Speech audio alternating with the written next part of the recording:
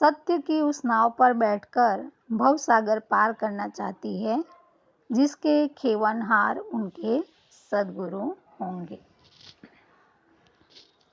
अब तीसरा प्रश्न है, 5 वाक्य में उत्तर लिखिए।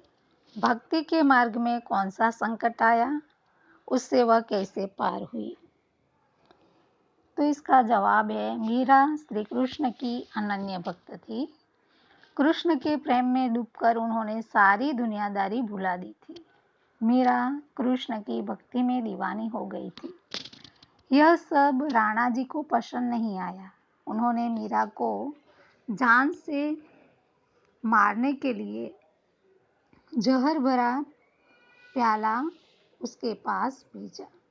मीरा इससे विचलित नहीं हुई। उन्होंने यह जहर हंसते हंसते पी लिया, पर इस जहर का मीरा पर कोई असर नहीं हुआ।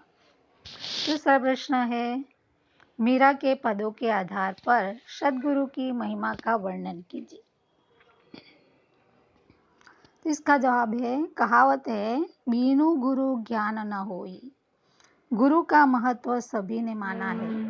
मीराबाई ने सद्गुरु को बहुत महत्व दिया है। मीरा सांसारिक जीवन को त्याग कर अपने आराध्य देव श्री कृष्ण की भक्ति पाकर मगन है। वे इसे रत्न की उपमा देती है।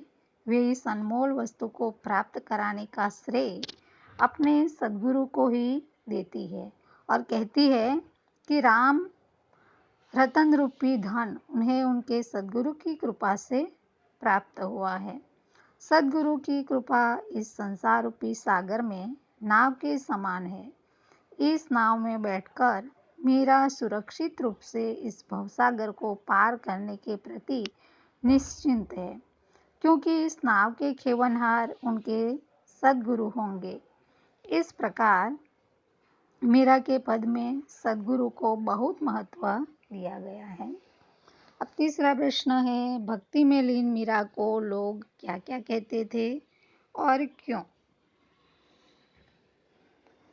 तो इसका जवाब है, मीराबाई श्री कृष्ण के प्रेम में रंगते रंगते संसार के प्रति विरक्त हो गई थी। उन्होंने सांसारिकता को बिल्कुल भुला दिया था। मीरा श्री कृष्ण के प्रेम में पैरों में घुंघरू बांधकर नाचती थी। यह देखकर लोग उन्हें पागल कहने लगे थे। वे साधुओं की संगति में बैठती थी। यह देखकर लोग उनकी खिल्ली उड़ाया करते थे। उनकी सास और राणा को मीरा का भक्ति भाव बिल्कुल अच्छा नहीं लगता था, इसलिए सास उन्हें कुलनाशी कहती थी और राणा को लगता था कि ऐसे प्राणी को जीवित ही नहीं रहना चाहिए। इसलिए उन्होंने मीरा को जान से मारने के लिए विष का प्याला ही भेज दिया था।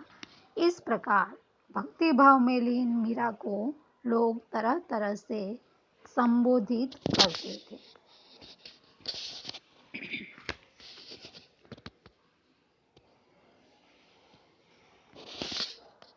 अब आगे है ऊंची जोड़े मिलाए।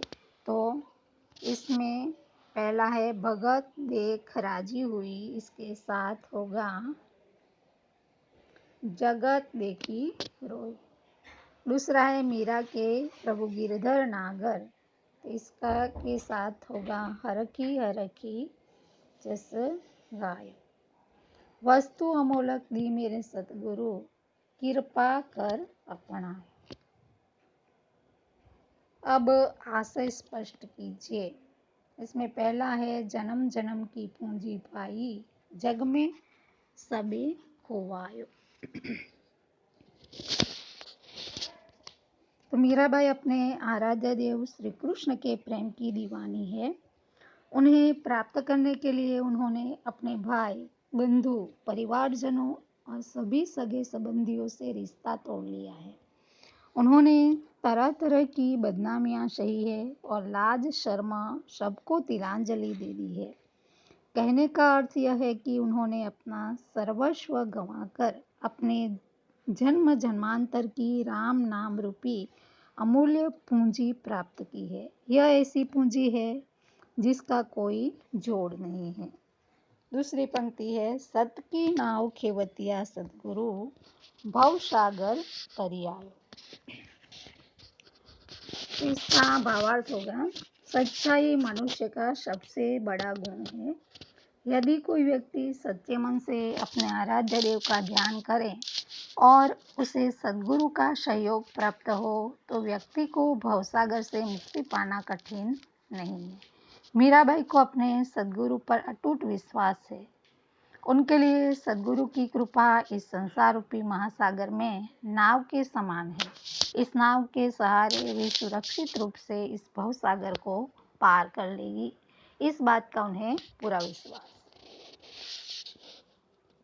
तो विद्यार्थी मित्रों, अब 5वां काव्य हमारा समाप्त हुआ। इसका स्वाध्याय आपको आपके गृह कार्य के बुक में लिखना होगा।